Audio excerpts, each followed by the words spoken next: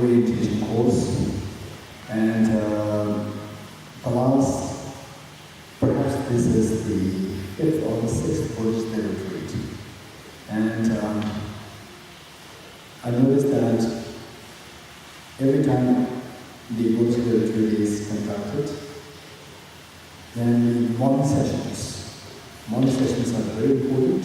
Morning sessions, the early morning session, 6 through to 8 or 7:30, 7:45. That is the most important part, and for which I noticed that sometimes it takes quite a number of days to adjust, and particularly I was trying to explain the meanings of the prayers and the significance of the prayers, meditations, and so forth. So I think the last one I realized that it can be more effective by explaining the meanings, significance, and all these things beforehand, before the actual program. So in the form of the orientation course. Okay, so the main explanation in terms of the program. I'm going to share with you during the second session. And one, how auspicious these places, and then number two, in line with say, the auspiciousness of this place. The program, the Bodhicitta Retreat, is not just ordinary retreat, it's a retreat Bodhicitta. So how it is very significant. Then so there's these things I'll explain tomorrow. Not tomorrow, sorry. Second session, I think is afternoon. I think so, yeah. Okay.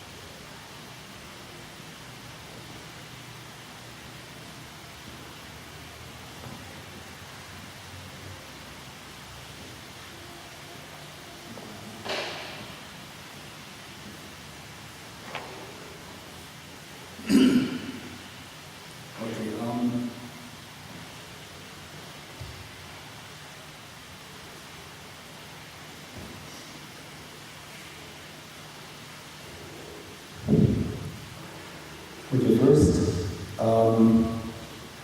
let's turn to page 2 of the prayer book.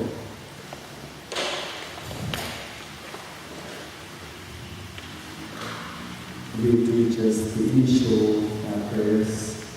Once that is done, then we go for the orientation. Okay, second problem motivation. Second problem motivation for this retreat. Visualize the Bojjhanga here. The Bojjhanga is a living Buddha, and the priest are here on your right-hand side. The Buddha of compassion, and what we're doing is the Bodhicitta Retreat, it's the compassion retreat. So this Kintamani by Serena. She just brought this Damdul. She was carrying this Damdul to Singapore, India, and then recently she was not knowing what to do with it, and then I said, okay, so then I told her, why don't we go to Bali for the program? Because this is the Bodhicitta Retreat, and the Kanda is very relevant. So we kindly brought it here, and now we have this Vishwa, the Buddha of compassion, with us, and visualize Vishwa. living out of the Bhavana, and in fact its holiness alone is revered as the manifestation of Arya Bhavana. So let's visualize the Bojjhanga, Arya Bhavana, as holiness alone. And of course, Geshe, we have going to place so much emphasis on the wisdom of emptiness. And then surrounding all words and bodhisattvas like Aradhyajna, Acharya, Bodhisattva, and so forth. Okay, those are the back and hearing. Does it echo? Those are the back and hearing. It echoes. Okay. We'll just see if we can reach out this. Yeah. Okay, so the second session we will see what can be done. Okay. Then Bodhicitta Retreat, the two parents, all the family members, and all their associations around you, including all animals, heaven realms, the beings in heaven realms, and the herbivores, all the animals, including cats, dogs, mosquitoes, and all, and everyone is here, everyone in the world, everyone in the entire universe. And what to visualize and how to visualize. So here, how to visualize, that makes the whole difference. Imagine that you are the mother and all others are like children. They need your utmost love, care, attention, and embrace. And the purpose of this practice is see how much we can, within this short lifespan, see how much we can make the greatest meaning out of our life. To let manifest this incredible ultimate source of happiness that exists within each one of us. Okay, with that in mind, I'd imagine all sentient beings are joining you, and you are leading this. It is my last time to page 2. And here's by great compassion. We talk about natural Bhavana, we discover all correlated beings, we use the great Bhavana and great knowledge. And here's by great compassion. We talk about natural Bhavana, we discover all correlated beings, we use the great Bhavana and great knowledge. And here's by great compassion. We talk about natural Bhavana, we discover all correlated beings, we use the great Bhavana and great knowledge. In dependent origination, there is no ceasing, no rising, no annihilation, no permanence, no coming, no going, no separateness, and no seeing. I prostrate to the consummate Buddha, the supreme among all teachers, the one who taught this peace, which is greater than vibrations. I prostrate to the mothers of the Buddhas, elegant hearers, and bodhisattvas, who through the knowledge of all means hearers seeking pacification to complete peace, who through the knowledge of plants causes those hunting migrators to achieve the aims of the world, and through the possession of omniscience, the superior set forth the varieties of all aspects. The one who has transformed into the light of kind, motivated by altruism to the benefit of sentient beings. The teacher, survivor, and protector to you are the illustrations. The one who has eliminated the record conceptualizations and is endowed with the divine qualities of the past and the profound. The eternity shines forth forever noble light rays, the universe of the Dharma of the illustrations. Okay, and let's turn to page 7. So now that most of us here know how to sing this.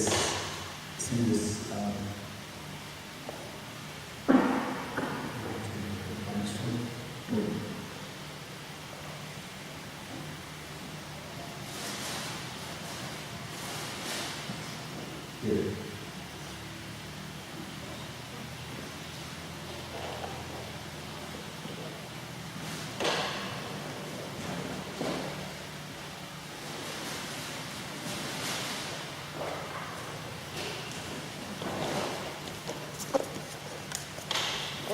Anyone who did not get a book? Okay. I will all sing this together, and those of you who are new read this chant, you can just listen and slowly join with us. But first, let's read the meaning of the mantra. All phenomena arise from causes. The causes are taught by the Bhavana. The cessation of the causes as well is taught by the great seer.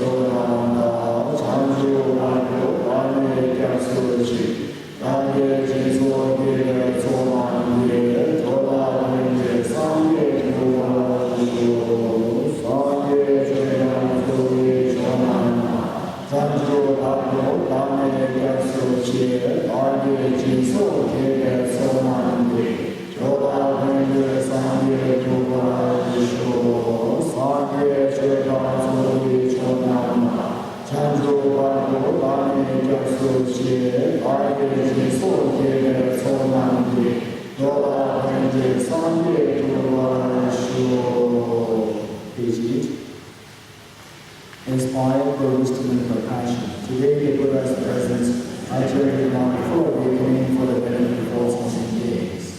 As you know, today is auspicious sign, we believe the Sutra remembering the three jewels.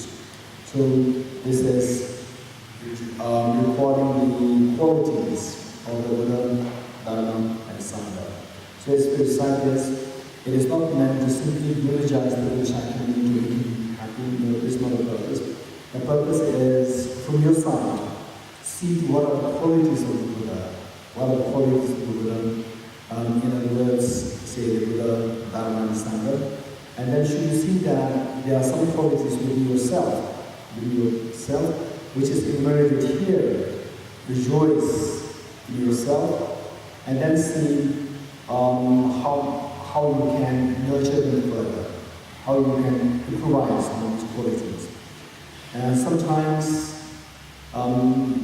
we tend to have qualities, the qualities which are so important. At the same time, we may underestimate the potentials, the qualities that we have. And whereas only when you see them enumerated here, then you see that, oh, these are the qualities that I need to really feel rejoice in myself and cultivate them further. So As we read them, see if you have such qualities mentioned here. And then, if not, our job is, by seeing that what is absolutely you, then there is a hope. You will come to know what to be cultivated. So this is, so eventually we all have the capacity, we all have the potential to become the full enlightened being. So, and given that we all have this potential, now our job is to go towards it. So, but we don't have to try to embrace that. We just see that the qualities, and then at the same time, seeing these qualities, you should be feeling deeply, deeply reverent of the Bodhisattva who appeared on this earth 2,500 years ago, and who was the prince himself, and then he simply seeing the miseries of the century days in search of the solution, in search of the power to liberate all ways. Then he left everything, he sacrificed everything, and finally, after 6 years of the austerities, then he achieved enlightenment under worthy tree. So this is the great saint, great teacher. We are so fortunate to have encountered with, and let's read to the fact on the qualities which this great teacher manifested. Okay. Page 8. Homage to the omniscient, purified and consummate, victorious, gracious, and transcendent. Thus born, full of joy, entirely private Buddha, full of wisdom, blissfully proceeding, the Lord of the world, charity, and subduer of beings, unsurpassable and teacher of God's mind, such as Buddha, victorious, gracious, and transcendent. He who is thus born exemplifies the merit which is his cause. In him, no root of virtue is ill worn away. Through his manifold patience, he is accidentally beautiful, he is the treasured ground of merit. His grace for the flowers to the mouths of Buddhahood. All he does is timely and opportune, and nothing in harmonious bars the sight of him. True joy indeed he gives to those who give open and the hearts to whom faith. Through the brilliance of his wisdom, he is not unconfounded, and against his power there is no victory. He is the teacher of all living beings, the father of all Bodhisattvas, the king of all supreme ones. He is the guide for those who journey to the city beyond afflictions. His wisdom is unbounded, his assurance is beyond imagination. His speech is altogether pure, well-tuned and sweet to hear. Gazing on him, one is never satiated. His body is beyond compare by the realm of desire. He is unstained, and by the realm of form is wholly uncontaminated. He is not mingled with the formless, he is altogether free from misery, and from the aggregates he is utterly altogether liberated. Elements have no hold on him, his mastery over themselves and his powers. All his bones are completely severed, and from all pains he is covered and totally released. No craving does he have, his powers beyond restraint perfect is his wisdom, and in the wisdom of the Buddha's past, present, and future come. He has made his dwelling. In Nirvana, where all suffering is transcended, he does not abide. His abode is on the summit of perfection, whence he perceives all living beings, such as the sublime qualities and the greatness of the Buddha, victorious, gracious, and transcendent. The second doctrine is righteous in the outset, righteous in the middle, righteous in the end, in its meaning excellent, and its words and syllables.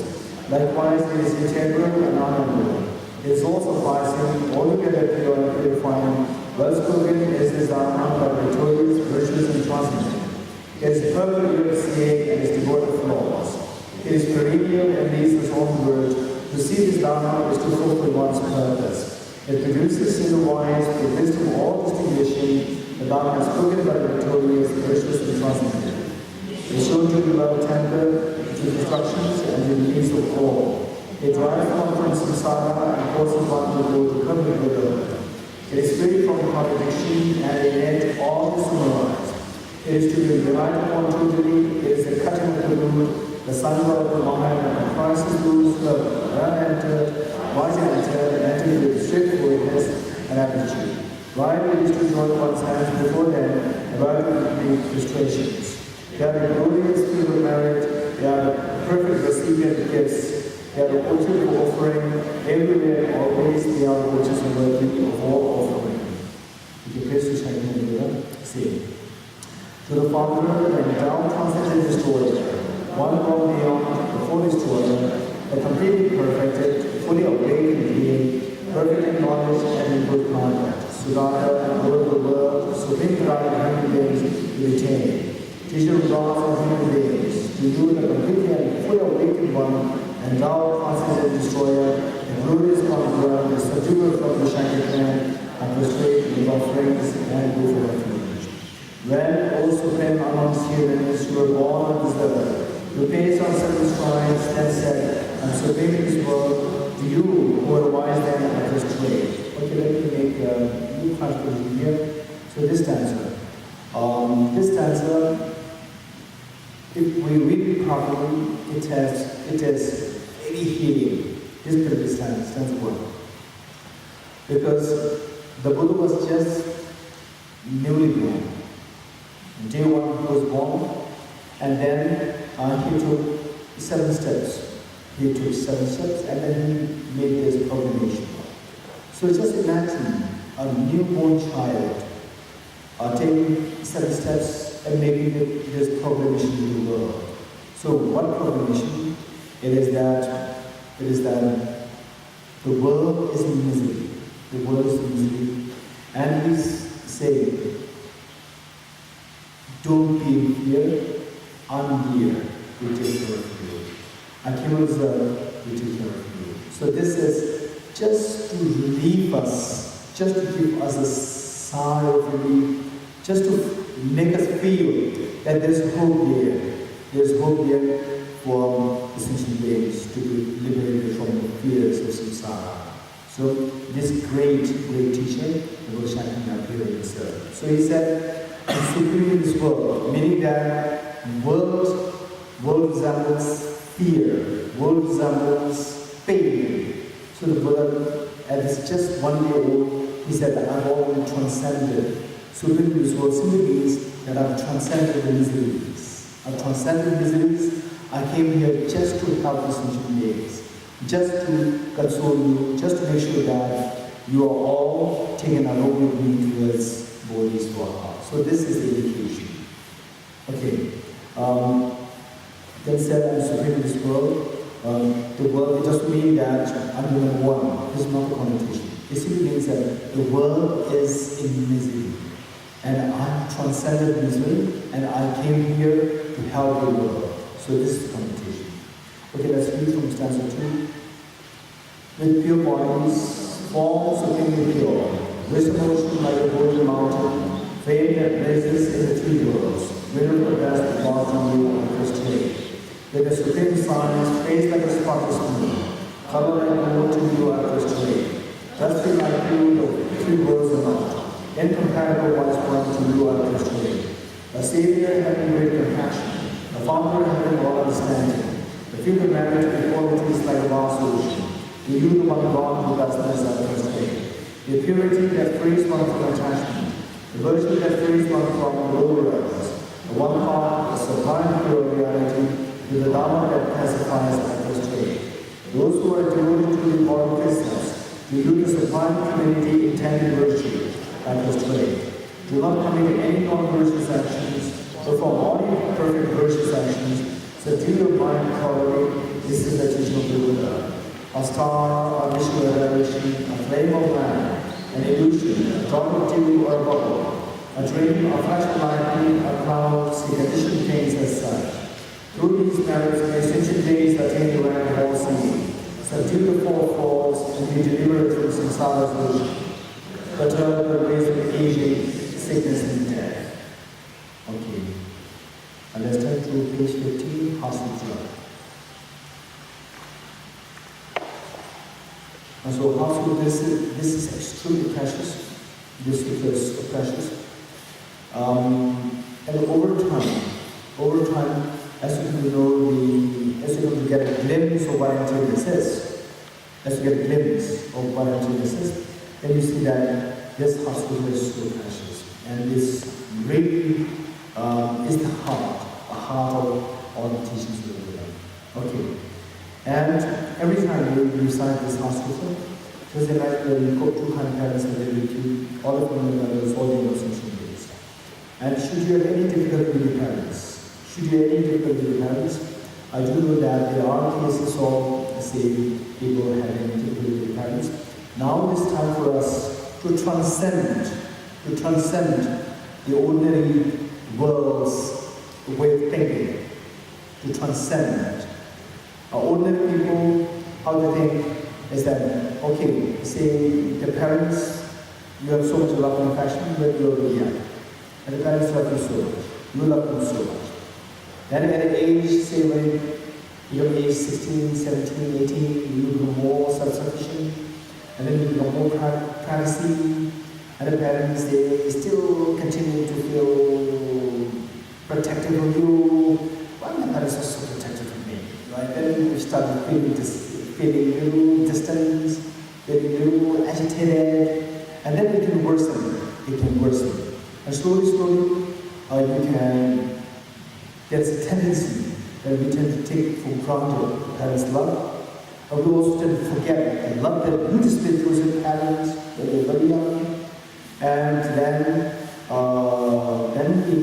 relationship with parents and the children, they can become aggravated.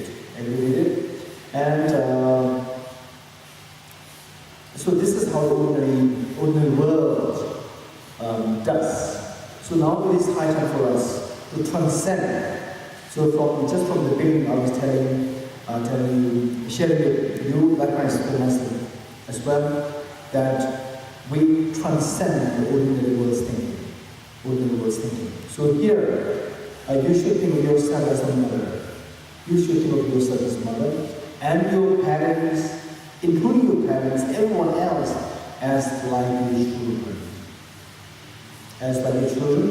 And then even if you have any difficulty between how they behave, how they say whatever manner you should dislike and behave like, it is like you see small children behave like that. This is how we transcend.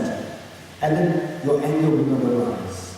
Just as a mother, when she sees the small child, her small daughter or the young son misbehaving in one way, the mother will not feel angry. And then particularly if somebody is there to just accuse your child, the mother is there to defend the child. So this is how we should be able to do to all of these sentient beings. So this is the name of transcending the worldly thoughts, worldly thinking, worldly relationship with the parents and the children. We transcend that. We try and embrace everything, particularly to parents.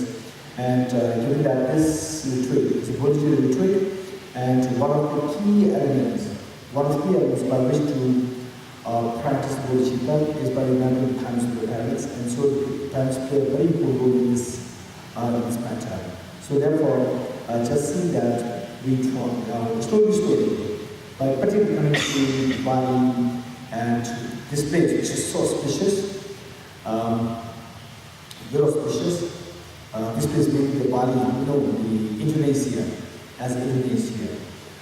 This place is very important in connection with Bodhicitta. So this I'll share with you later. And so let's make a commitment. Now that we are all grown up, it is in our hand whether you like to have friction or sour relationship with your parents, or just change your mind and, okay, now I see my parents as my own children. And then you have a very different attitude towards your parents, you love your parents, the parents will be so fascinated. Wow, what a change just after 1 week, right? So this is what happens. This is what would make the Bojjhanga, our teacher, and the Buddha of compassion, and His Holiness, all the great teachers, they will be so happy to see such a change. We can't expect perform a miracle, right? After 1 week retreat, we perform a miracle, then we go back home, we are just the same person. Was the mother, was the parents, very sour, and then you perform a miracle. There's nothing miracle there. The real miracle is the world should become happier.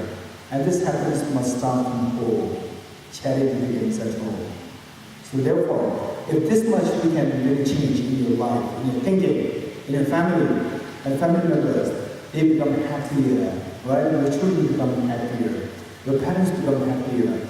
This is the real gift of the passion.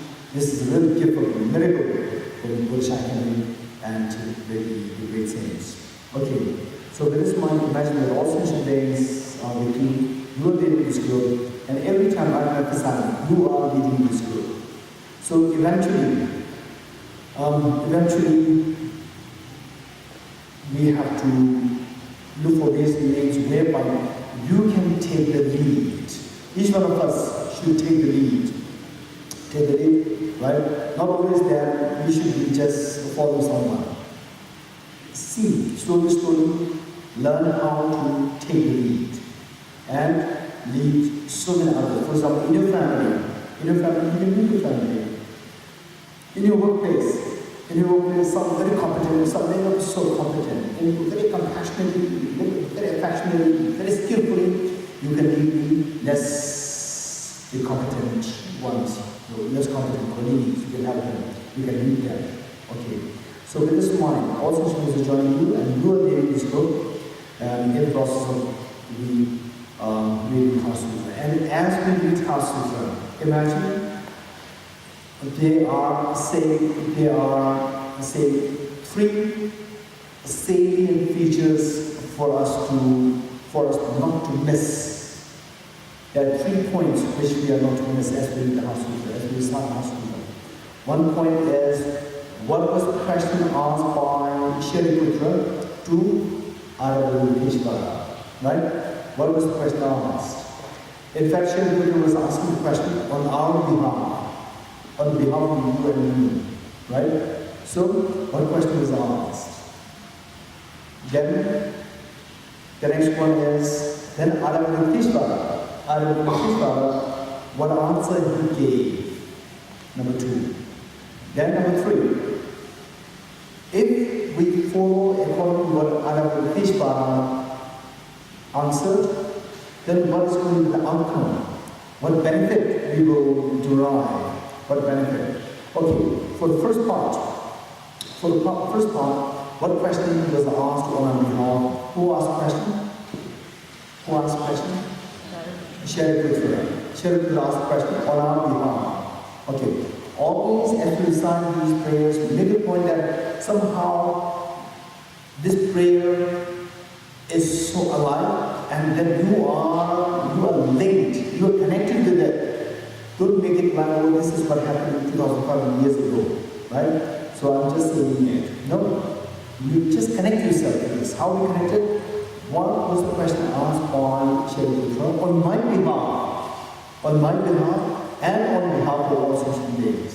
On my behalf and all sentient beings. Okay, so the question asked was say, how should the fortunate one, how should the fortunate daughter or the son of the lineage practice the professional wisdom? How should the fortunate daughter of the lineage follow or practice the professional wisdom? So the question is that he described some people as fortunate daughters and sons of the lineage. What lineage? The lineage of ultimate happiness. The lineage which takes you towards the ultimate happiness. Right? Ultimate happiness with no side effect, with no problems. Ultimate happiness, which is a full enlightenment. Full enlightenment where the potential which exists within you becomes fully evolved. Fully evolved. In fact, we don't look for Buddhahood or enlightenment from outside. The ultimate enlightenment is within each one of us.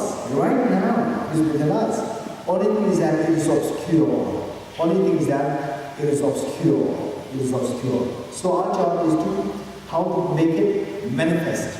How to make it manifest. Right? So how to make it manifest? And some people, they are simply obsessed with money. right?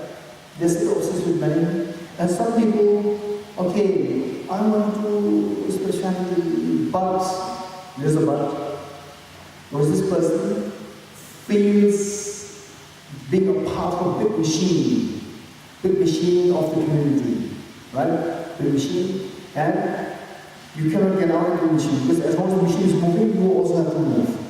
So, in a way, you feel yourself so vulnerable. I have to go along with the society, I have to go along with the machinery of the society. So, you can't take decisions for yourself. So, this is another class of people, right? So, now, in a way, explicitly, Shariputra, he was saying that how should the fortunate daughter or the son of the lineage, meaning someone who is either very fortunate that somehow one does not have to think much about your, say, income and so forth, where you have more liberty, where you have more leisure time and so forth. And for others who are a little more daring come out of the machine, right? Partially be the machine, partially come out of the machine, right? So be able to spend a little bit of time for yourself, give yourself a little bit of time and so forth. So these people, because they see that just by pure material resources, money, or by being under the sway of the machine of the community, right? And then the real meaning of my life is lost. Right? The real meaning of my life. What is the real meaning of my life? Something more than what the dogs and the cats can do. There must be something more than what dogs and cats can do. Right? So if you think very carefully, say there was one gentleman, Tibetan gentleman, amazing. He started coming to Tibetan house. And then after about like 2-3 days, he asked me if we can meet one another. Then I said, yes, we're ready. Then he said, okay, this is extremely great inspiration for all of us. And he said, in fact, I've been working in a company. He said, I've been working in a company. And then he got a good job. And he said that morning I get up by 6, and then soon after I get up, I have no time for breakfast, so I have to rush to come, right? For my job, then he rushed to company, to the job, then the job, hours. Then even by 6, by 7, he leaves the office to his house, and then he feels always tired. And he watched television a little bit meant to relax, watch television for some time. Then he feels even more tired, right? Then it's time for him to quickly have just munch something as a dinner, and then so tired, no energy left for practice. He sleeps. And then tomorrow morning, get up and say, I didn't go to work. Then after a year, he realized that, what am I doing? Right? So what's the difference between me and the dog? And the dog also in the morning gets up, right, and goes to look for the food. So he doesn't go to office. Only thing is every day. It's the same thing. It's a different mode. One is more in a good label, nice label, and good office. Other one, in any both are going for a piece of bread. It's the same thing, right? And then coming home, the dog does not watch television. The dog simply lies down, and more or less, which in your case, again you tire yourself, more television, and finally sleep. So he said that there's no difference between me and the dog. So why am I a human being? What's so special that I'm a human being? Then he thought, no, this is not my life. If this is how I spend my life, then I cannot utilize the potential that I have as a human being. So he started to change his lifestyle to make sure that at least 20% of his life, while he's still very young, at least 20% of his life is dedicated for transformation, to give a greater meaning to his life. Okay, so that way, just those people who could think like this, that I should be more than the cats and dogs, right? They should be greater meaning to my life. Those people who can think like this, these are known as the daughters and the sons of the lineage. Those people who can think out of box of how your society puts you in, out of box. Oh, there's something greater meaning to my life. Those people are known as the fortunate daughters and the fortunate sons of the lineage of full enlightenment. Right? Okay. So this is question asked. So what should those people do? Those people who seek a greater meaning to their life, what should they do? Right? This is the question asked by Geshe. Point 1. Point 2. Aravadishvara, what answer he gave? Aravadishvara, what answer he gave? Then he said, finally, don't give in to the sleep of ignorance. So at the moment, we are just flowing according to the sleep of our ignorance. How the ignorance directs us, we go like this. So Aravadishvara said that simply wake up from the sleep of ignorance. Wake up from the sleep of ignorance. So the answer given is that if you really want to get out of samsara, if you really want to go to the final happiness, greatest happiness, just get out of the sleep of ignorance. Get out of the sleep of ignorance. Right? For example, how many of you have dreamt in your life? How many of you have dreamt in your life? No dream? We all have a dream, right? We all have a dream. And how many of you could dictate your dream? How many of you could decide your dream? Oh, tonight I will have dream, or tonight I will have dream whereby I will go back to the world, then I will meet with my parents, I will have a different relationship with my parents, right? In my dream. So how can you decide what your next dream is like? We cannot. So which means that we cannot decide the dreams. And yet in the dream, we are being fluctuated, we are being just carried by the emotions of the dream. And who dictates the dream? You don't have the right to dictate, right? So who dictates? The sleep dictates. Sleep is analogous to the ignorance. So our ignorance dictates what the dream should be like. Our dream is dictated by the ignorance, right? So when will the sleep keep dictating on you of the dream? As long as you don't wake up from the sleep. As long as you don't wake up from the sleep, there's no freedom from the dictates of the ignorance. Ignorance will continue to show you different dreams, sometimes pleasant dreams, sometimes nightmares. So you don't have the choice, right? If you don't have the choice, you don't have the freedom. Lack of freedom is misery. Misery is samsara. So those people who can think in this fashion, in a deeper fashion, then they will look for an ultimate solution. So these people are known as the fortunate ones. So Aravadishvara gave the answer by saying that simply don't give in to the ignorance. Don't let the ignorance decide what and who you are. Don't let ignorance decide for you. You should decide, you should take a decision on your own. Whatever perceptions you like to have, whatever experiences that you like to have, you should decide yourself. Don't let the ignorance decide on you. Right? So, how not to let the ignorance decide for you? Only if you wake up.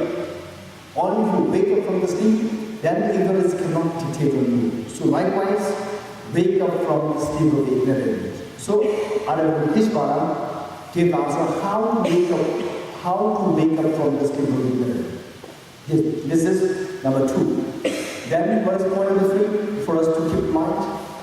Point 1 is, what is the question asked by Shariputra on our behalf to Aravadishvara? Point number 2 is, what answer Aravadishvara so compassionately gave for us to seek a greater meaning for life? Number 2.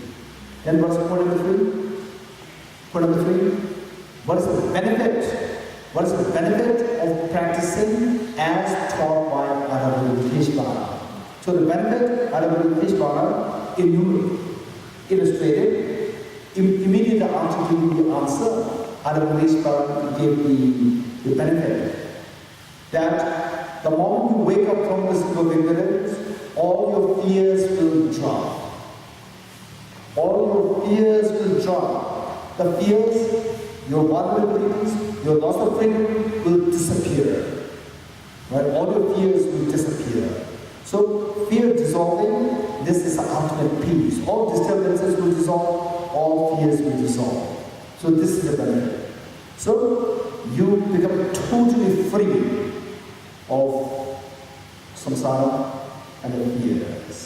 And in this context, so I will try my best, although it's going to be just 1 week. I was just yesterday telling when how I wish this retreat can be 10 days. Right? This was what I anticipated. Anyway, as an auspicious way of saying, right? So you have just 1 week. I know how difficult it is for the people to take out time from your busy schedule, and still you made it. This is incredibly a great sign of, say, inspiration. Okay, so the point is, how can we get out of the fears of samsara? Through waking up from the sleep of ignorance. How to wake up from the sleep of ignorance. And in this connection, we'll come to, in this 7-day program, I will try my best to explain, share with you, as to how, by understanding the emptiness, the real freedom comes. How, in absence of understanding the emptiness, there is no freedom. Right? So this I will try to explain in this course of the 7-day retreat. And it is very important. So we must feel the weight, we must feel the benefit of understanding emptiness. Always going to be little tangled text, tangled, say, concept. At the same time, don't underestimate yourself. We all have the capacity to understand what emptiness is. This is our 100% guarantee. Right? Every one of us has the capacity. Never underestimate yourself. Right? We all have that capacity. And if you think that, no, I don't have the capacity, okay, you come to me and then you will come to me the conviction, I also have the capacity. We all have the capacity. Okay, so we need to know these 3 points as we read Heart Sutra. Point 1 is, what question was asked by Geshe to our Bodhicitta on our behalf as to what to practice to achieve the greater meaning of our life, greater meaning of the ultimate happiness. Right? Meaning of the ultimate happiness, the question asked. Then answer, point number 2 is, what answer our Bodhicitta gave for us. Finally, if you don't want the miseries, if you really want to have a greater meaning in your life, wake up from the sleep of ignorance. Number 2. Then, if you wake up from the sleep of ignorance, what is the benefit? The benefit is that all your fears, all your anxieties, all your miseries will drop. They will all disappear. That is the benefit. So, all miseries drop, all mental disturbances will drop. What is the opposite of mental disturbance? What's the opposite of mental disturbance? Calmness, peace, right? Ultimate peace will come to you. This is known as the transcendence of sorrow is absolute peace, right? Okay, so with this, again, let me reiterate that as we read the Heart Sutra, imagine that your true parents, all of your sentient beings around you, and you are doing this, and Bojjhanga, Bodhicitta, they were all just witnessing how we extract the meaning of this Heart Sutra. Okay, let's read this together. I prostrate to the Arya tradition. Thus did I hear at one time, Bhavana was dwelling on Master Dorji's mountain in Rajpura, together with a great community of monks and a great community of Bodhisattvas. At that time, the Bhavana was absorbed in concentration. All the categories of phenomena were profound illumination. Also at that time, the Bodhisattva Mahasatva, Aravadishvara, looked upon the very practice of the profound illumination of wisdom and beheld those findings also as enduring inherent nature. Then through the God of the Buddha, Venerable Shariputra said this to the Bodhisattva Mahasatva, Aravadishvara, how should any child of lineage trained who wishes to practice the activity of the profound professional wisdom? He said that, and the Bodhisattva Mahasatva, Aravadishvara, said this to the Venerable Shariputra. Shariputra, any son of the lineage or daughter of the lineage who wishes to practice the activity of the profound professional wisdom should look upon it like this, correctly and repeatedly, beholding those five activities also as enduring inherent nature. Form is empty, emptiness is form. Emptiness is not other than form, form is also not other than emptiness. In the same way, feeling, discrimination, composite factors, and consciousness are empty. Shariputra, likewise, all phenomena are empty, without characteristic, unproduced, unceased, endless, not without state, not division, not fulfilled. Shariputra, therefore, in emptiness, there is no form, no feeling, no discrimination, no composite factors, no consciousness, no eye, no ear, no nose, no tongue, no body, no mind, no vision form, no sound, no odor, no taste, no touch, and no phenomenon. There is no I element and so on, true including no mind element and no mental consciousness element. There is no ignorance, no extinction of ignorance, and so on, true including no aging and death, and no extinction of aging and death. Similarly, there is no suffering, origination, cessation, harm. There is no exalted wisdom, no attainment, and also no non-attainment. Shariputra, therefore, because there is no attainment, Bodhisattvas rely upon and dwell with the professional wisdom, the mind without obscuration, thus without fear. Having completely passed beyond error, they reach the end point of Nirvana. All the Buddhas who dwell at the 3 times also manifesting completely awakened, unsurpassable, perfect, complete enlightenment, and reliance on the professional wisdom. Therefore, the mantra of the professional wisdom, the mantra of great knowledge, unsurpassed mantra, the mantra of equal divine approach, the mantra that properly pacifies all suffering, should be known as truth, since there is no fault. The mantra of the professional wisdom is declared, Om Gade Gade Para Gade Para Samvade Bodhisvaha. Shariputra, the Bodhisattva Mahasatva, should train in the profound professional wisdom like that. Then Bhagavan arose from their concentration and commanded the Bodhisattva Mahasatva. Say, well said, son of the lineage, it is like that, it is like that. But you practice the profound professional wisdom just as you indicated.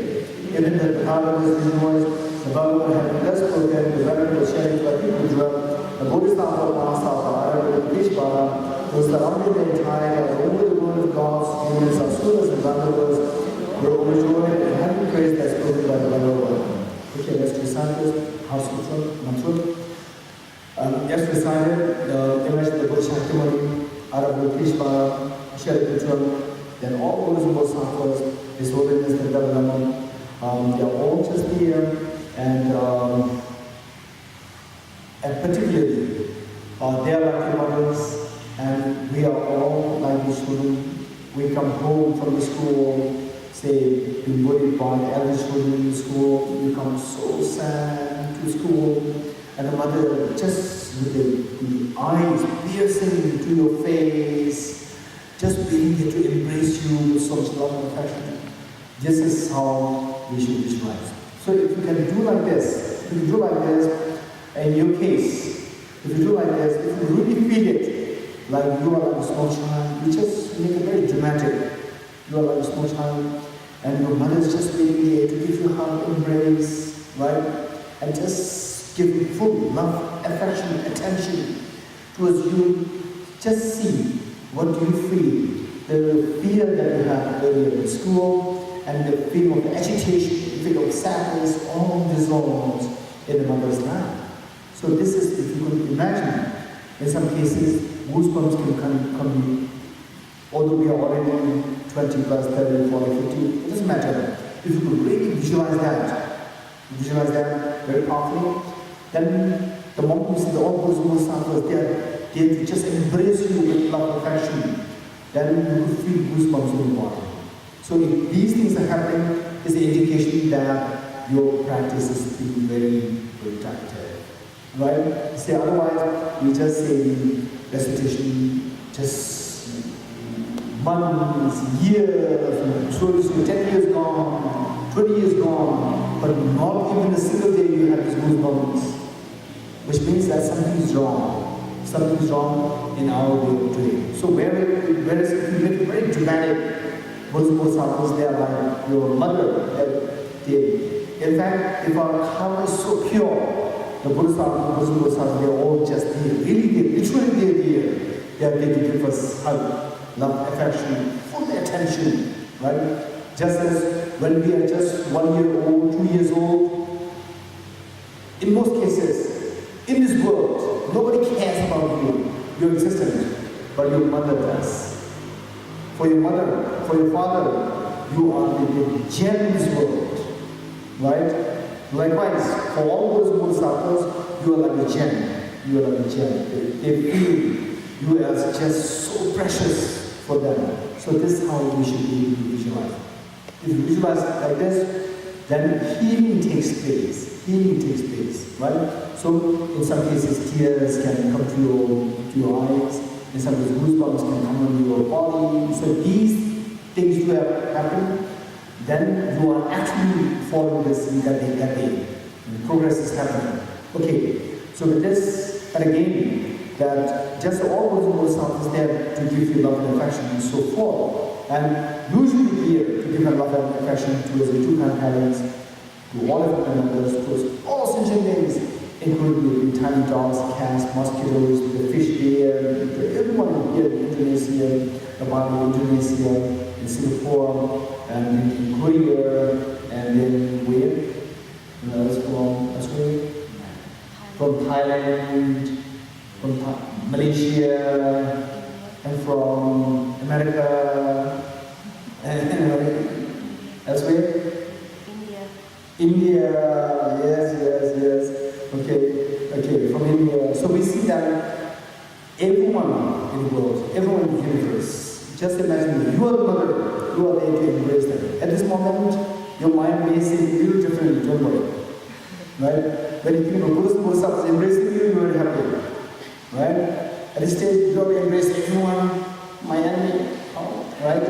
So you behave just trying to challenge our ordinary perception, ordinary thinking, where we don't want to embrace your, say, enemies as your children. Just do it. Right? Initially do it, and slowly it becomes real. Right? Okay. With this, we'll go, and we'll do this. We'll recite the mantra. Bali, Bali.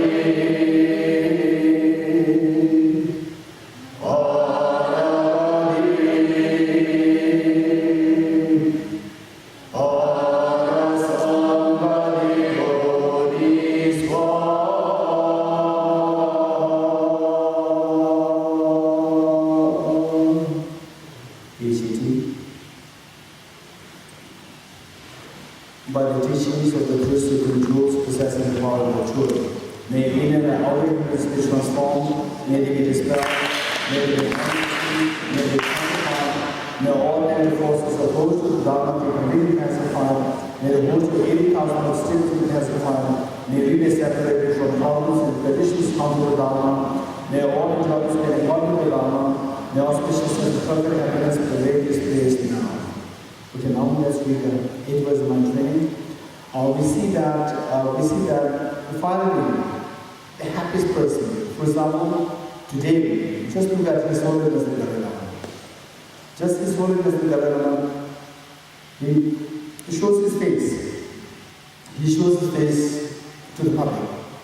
And everybody gets such a joy in their heart, which they never experienced in their life.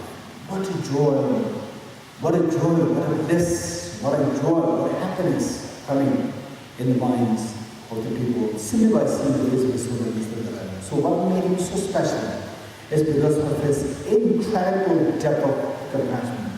In fact, this is what you could literally see, particularly if you're studying more about the emptiness, the bodhicitta, the compassion on the different levels and so forth. And then in fact, I'm very fortunate that I got the opportunity to study the emptiness, the bodhicitta, compassion and so forth in such a sophistication. There's so much of sophistication involved. Okay?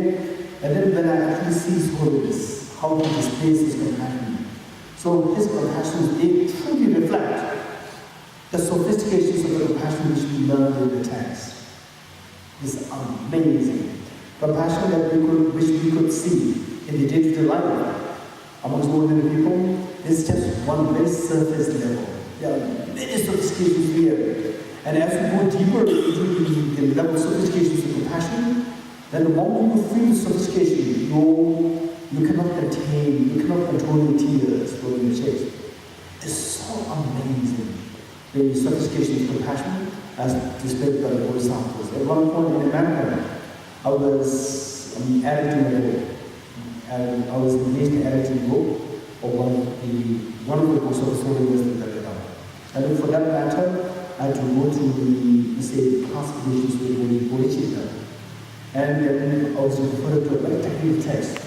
Meaning that I've always studied this so many times. That time maybe is the blessings of the Holiness the Dalai Lama, because that I was working for that book. Just reading that, just see the sophistication of the Bodhisattva's compassion mentioned here. Just for no reason, simply I broke down with tears. See the sophistication of love and affection. Say how Bodhisattvas, they feel so affectionate towards you, is that they see something in you and they want to heal you, right? And then the next step, you have to think about the next step. You have to think about the step number 3, 4, 5, 6 behind, and you have no clue where I'm heading towards. And the Bodhisattva is seeing where exactly you are heading towards. So the Bodhisattva makes sure that number 3, number 4, number 5, numbers is all are taken care of for you. Right? So this is the sophistication, the depth of the compassion the Bodhisattva is displaying. Okay, so we all have that capacity. And it was my training. This is one way which is extremely important for us. And I remember His Holiness the Dalai Lama oftentimes saying that he recites this 8 verse mantra every day as a part of his practice.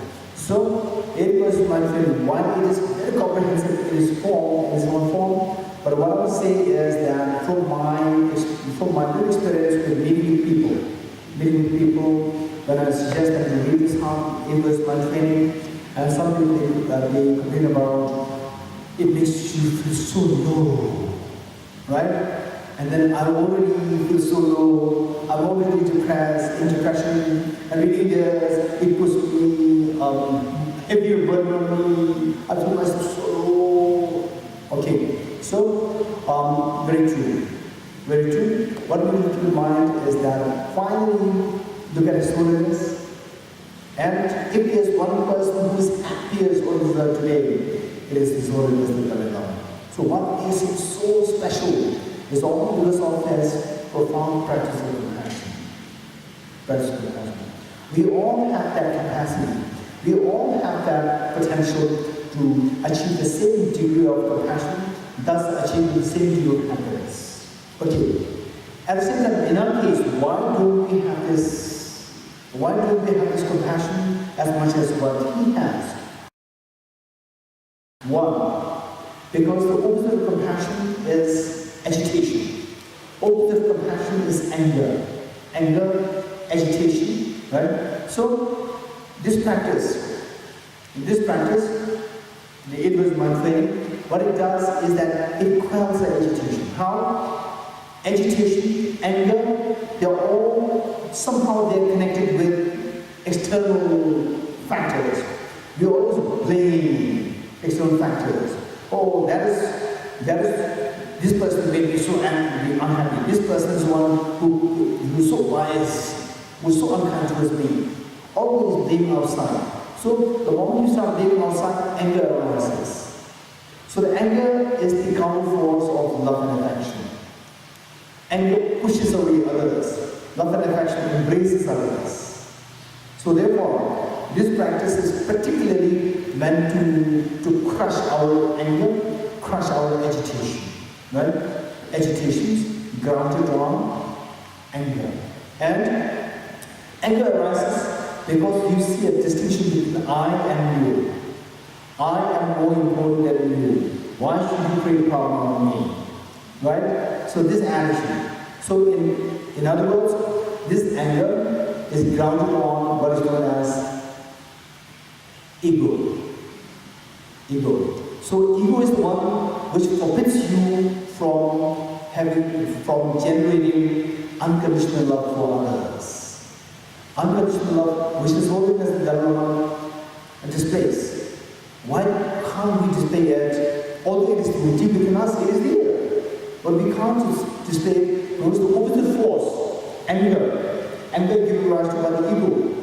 Ego, it crushes.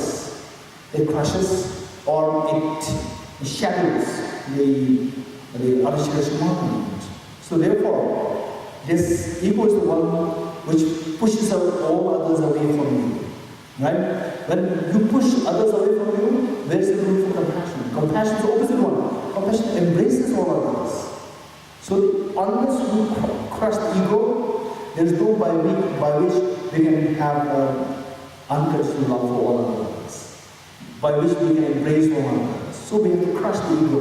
So this 8 verse mind training is meant to crush the ego. After crushing the ego, don't crush the self-confidence. After crushing the ego, don't crush the self-confidence. Self-confidence is so important. So say in mundane and in worldly sense, when the person is more humble, the person has also low self-confidence. When the person has greater self-confidence, the person also tends to be egoistic. So usually we see the ego and self-confidence, they go in parallel. Right? Now, through deliberate practice, we start to learn how to separate the two.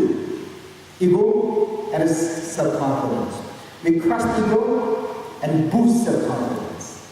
Right? Usually, when the ego is crushed, the person becomes so low, the person can't even dare to speak to other people.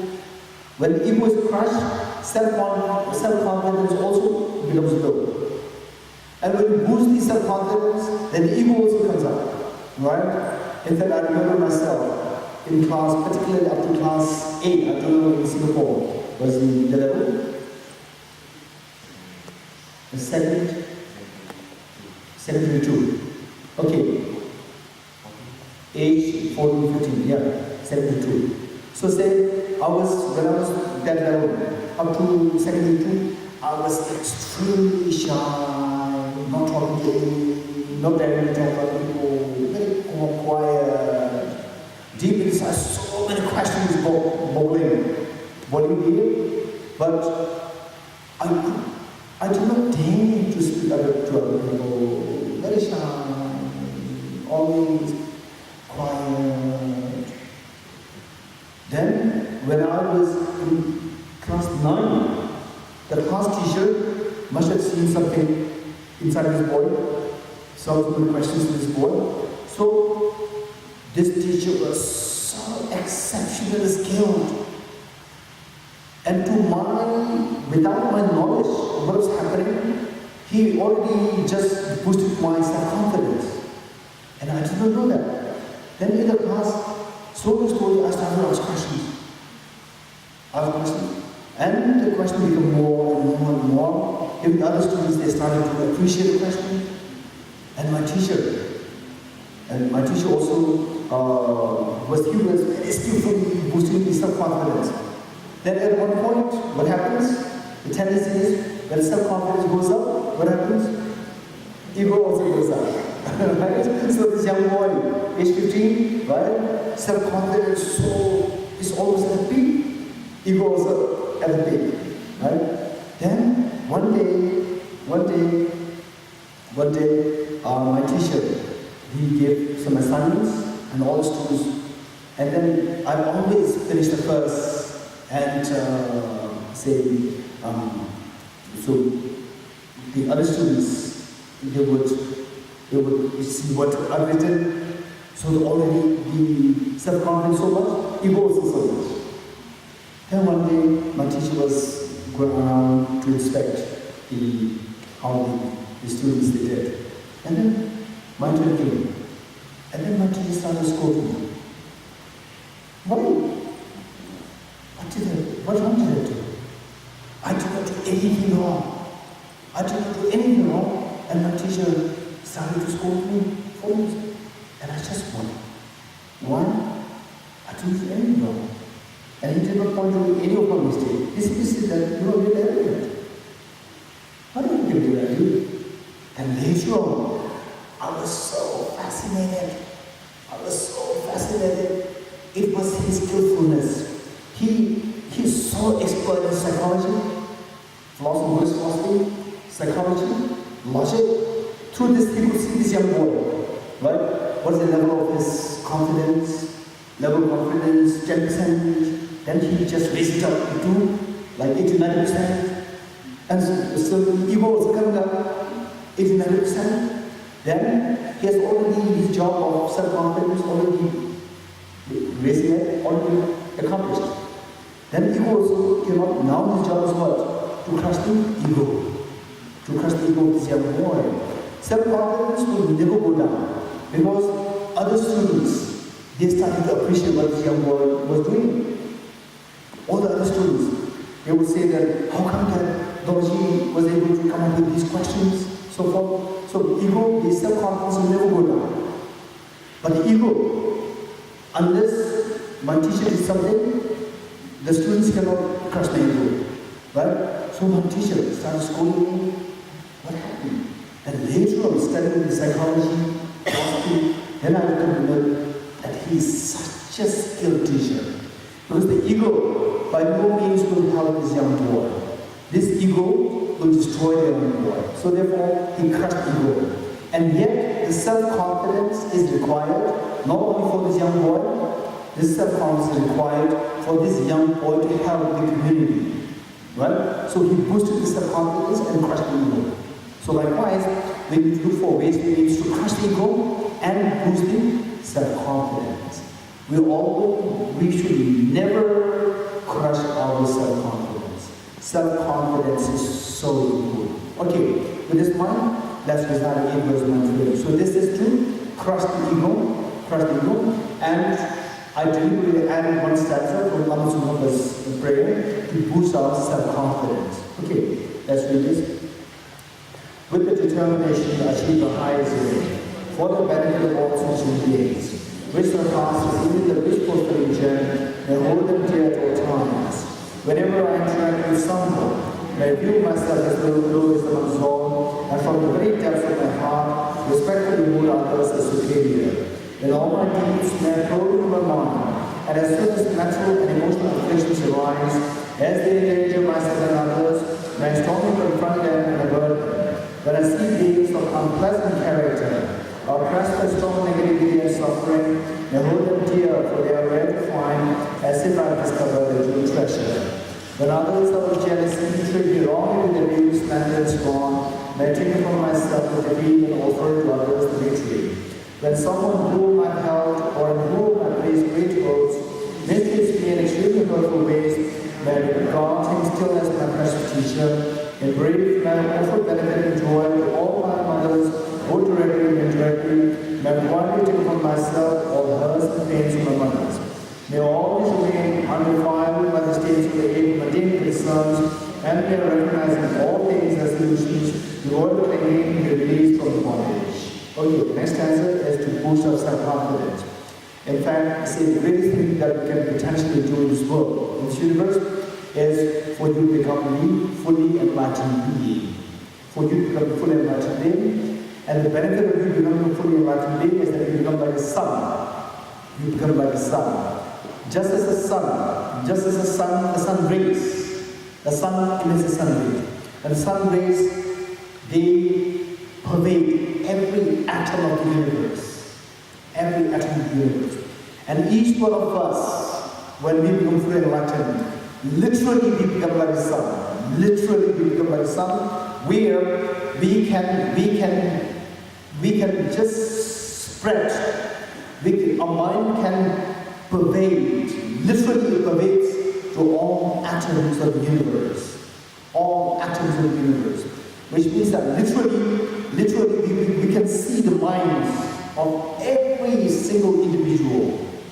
Literally we can see the mind. Literally we can meet with every single individual.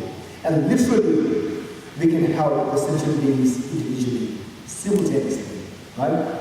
Okay, so there are many accounts of that, and in the process, in the course of our the retreat, I will share some of these stories with you. How, when you become enlightened, how when you become Buddha, your mind literally meets with every single individual, and literally how you can benefit, instantly you can benefit every sentient being, provided the beings, they are ready from their side. They are ready from their side. See, the analogy by Arbitriya in his ornament of the clear realization, Abhisamaya Alankara. In that text, he gives the analogy that when you become Buddha, how you benefit sentient beings is like, say, the crops, they need water. And then you become like the king of the celestial beings. King of the celestial beings, they can shower rain. They can shower rain. So the rain is given to all the places, every nook and corner of the place. And yet, where there's a seed, only where there's a seed will germinate in the crops. Where there's no seed, even if there's rain, it will not germinate in the crops. So what is required is not only the rain. Rain is required, plus from the ground, they should be seed. Right? Likewise, when you become Buddha, you can benefit from your side. You can benefit each and every sentient being. Literally, you can benefit each and every sentient being, like rain showered equally to all places. But depending on the sentient beings, whether they have the seed, whether they have the karmic purification happening, then the benefit is being felt by the sentient being. From your side, you can benefit every sentient being literally. Okay, so this is the benefit of becoming Buddha. So there's nothing greater than becoming a fully enlightened being to benefit sentient beings. So because that is the greatest achievement, and you make a prayer, you make a heartfelt aspiration that I will become a fully enlightened being to liberate all the sentient beings who are blinded by ignorance. So look, what a greater self-confidence can you have than this confidence to become fully enlightened for the most sentient beings. Okay, so this we're going to say together. From my true connections, vast the space that I recognize, from working with Africa, this practice for a great length of time, may I become the chief being Buddha for all those whose minds crystallize blinded by ignorance. Okay, so now,